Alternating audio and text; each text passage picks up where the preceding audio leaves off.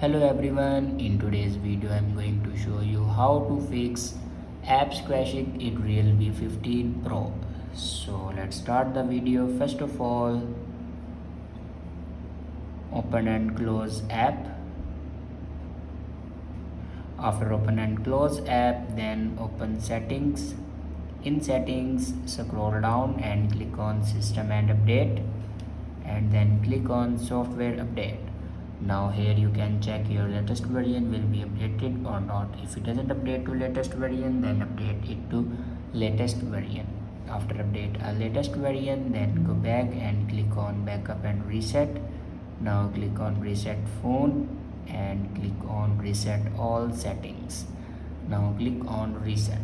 After reset all the settings, then go back to your home screen and restart your device. For restart your device, press and hold power button and swipe up to restart your device.